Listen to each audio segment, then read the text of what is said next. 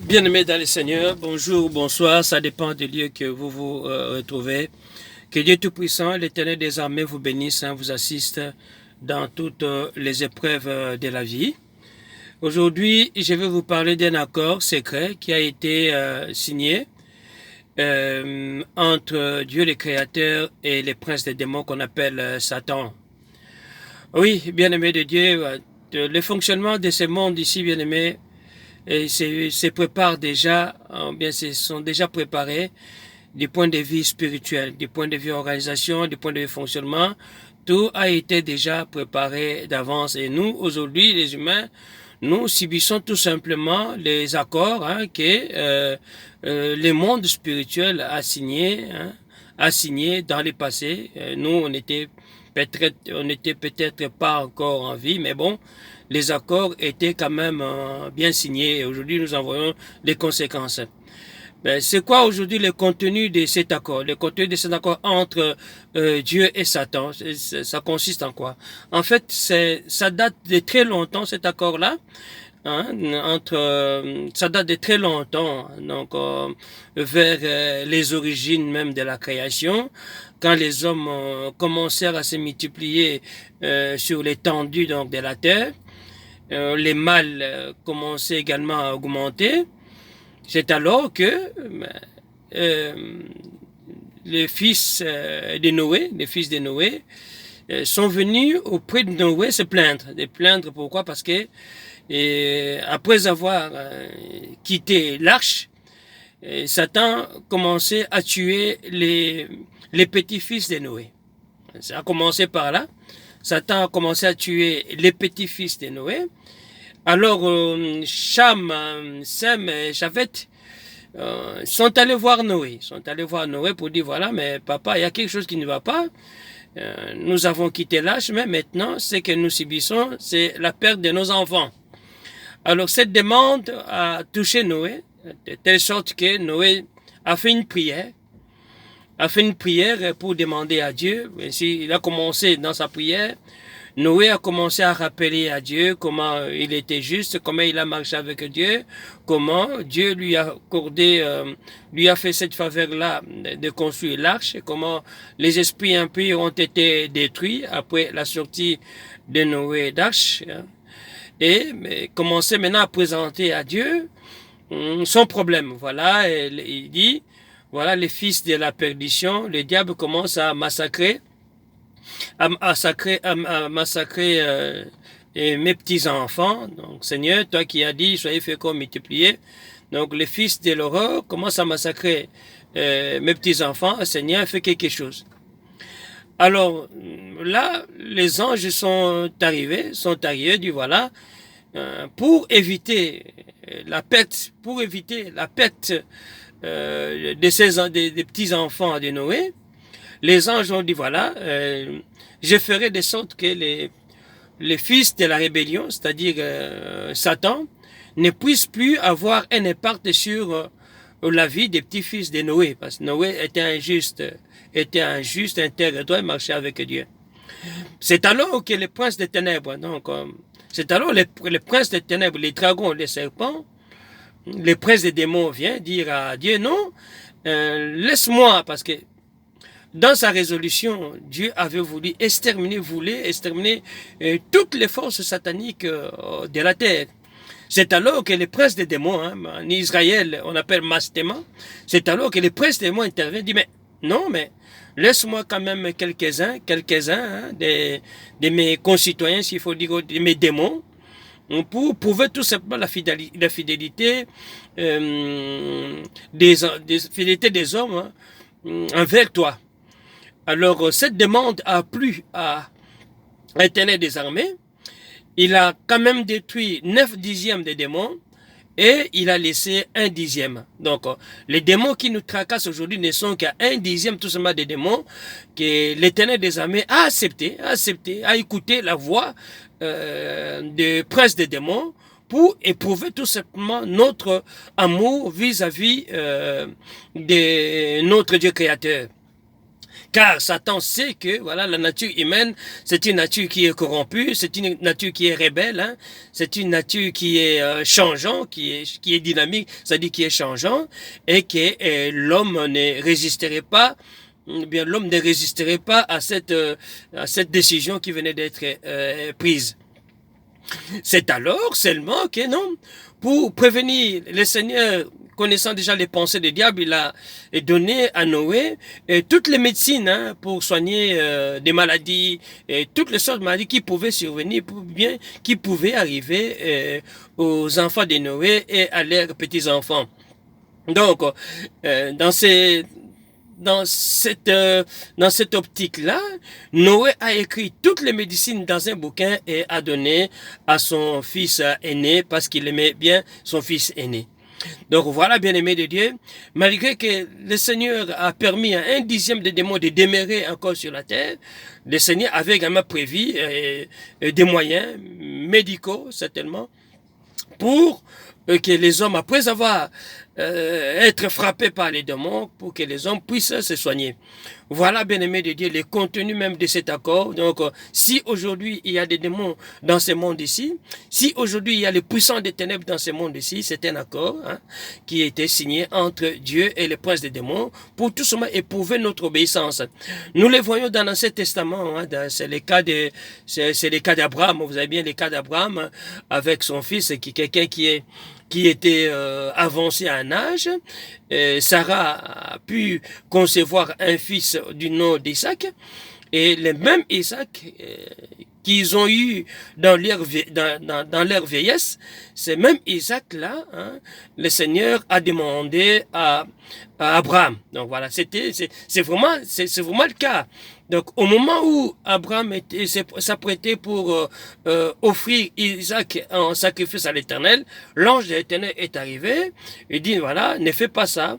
Et regarde un peu à côté. Il a regardé à côté. Voilà, il y avait un agneau qui était à côté, et Abraham a pu mettre son fils, délier son fils pour mettre l'agneau à la place et offrir à Dieu le sacrifice. Donc voilà, donc ça c'est l'obéissance. Cette obéissance-là aujourd'hui, beaucoup de chrétiens n'ont pas cette obéissance. Regardez un peu la vie de Job également, hein, dans le livre de Job, vous voyez la souffrance que Job a subi hein, comme humain. Personne parmi les gens de cette génération ne peut accepter la souffrance que Job a pu endurer, parce que ce n'était pas facile également. Quelqu'un qui avait toute une famille, du jour au lendemain, Job a tout perdu. Il a perdu ses enfants, il a perdu même ça,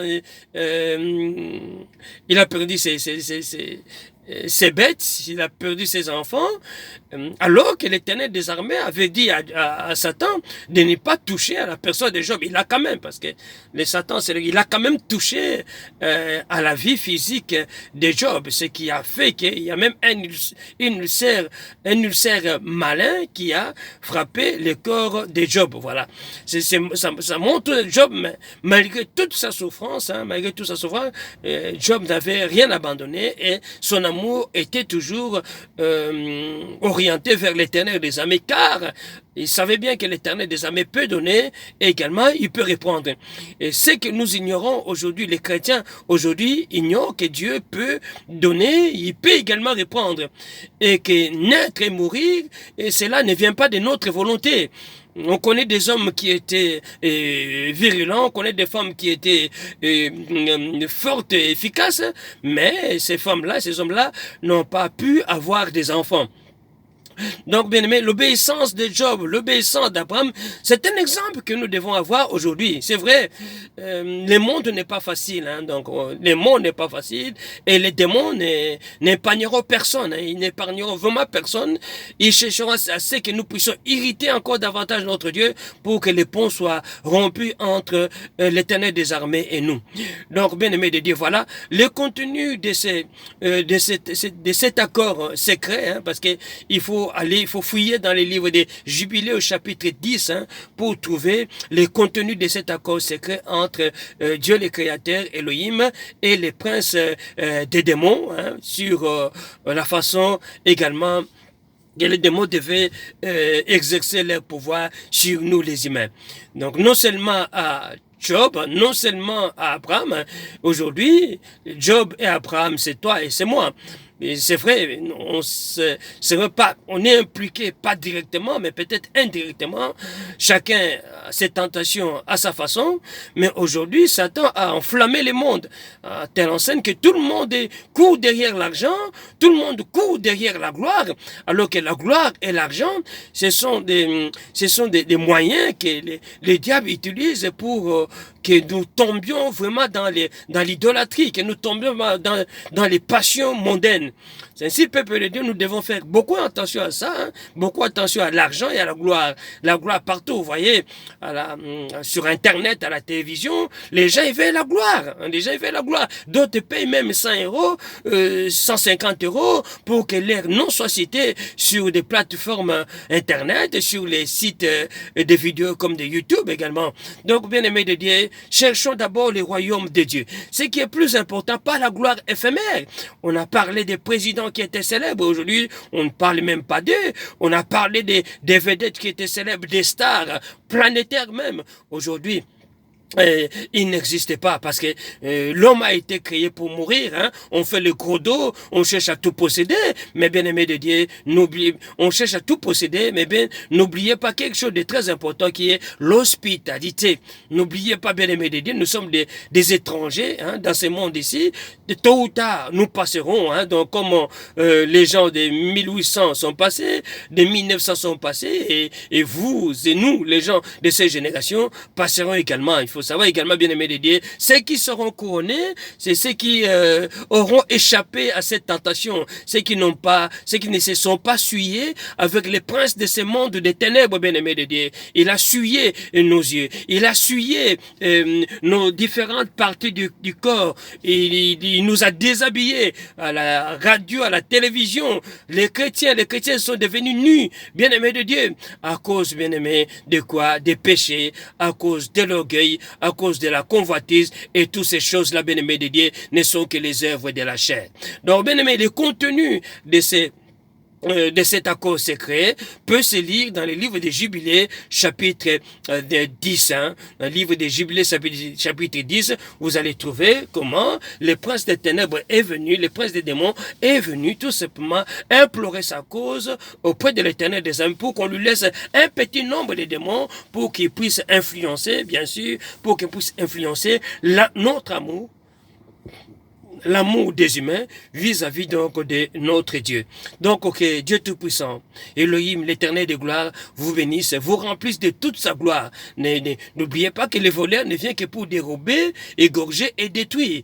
Il faut savoir que pendant notre séjour ici sur la terre, ceux qui seront couronnés, ceux qui auront respecté la parole de Dieu, ceux qui auront fait la volonté de Dieu. Faire la volonté de Dieu, ce n'est pas chanter, ce n'est pas prêcher, mais fuir les péchés et faire du bien. Il n'y a pas seulement au paradis, il n'y aura pas seulement des chrétiens. Au paradis, l'étiquette des chrétiens ou des chrétiennes disparaîtra. On aura comme cette étiquette la crainte de Dieu, la volonté de Dieu et connaître Dieu. Nous serons jugés sur base de nos actes. Chaque acte que nous posons ici-bas sera jugé. Et chaque péché que nous commettons, bien-aimés de Dieu, la lune nous observe, les anges nous observent, même nos actions secrètes, bien-aimés de Dieu, passeront à peine fin. Faisons attention, bien-aimés de Dieu, à ce monde. Oui, c'est vrai, les gens ils disent que la vie est belle. La vie sera encore meilleure, bien-aimés de Dieu, les jours de notre rencontre finale avec Elohim, notre Dieu et notre Créateur. Que Dieu Tout-Puissant vous bénisse, que vous bénisse et vous remplisse de sa gloire. N'oubliez pas, maintenant que nous sommes à la fin de ces messages bien-aimés de Dieu, n'oubliez pas les livres des Romains, chapitre 12, versets 1 et 2. Que Dieu Tout-Puissant vous bénisse.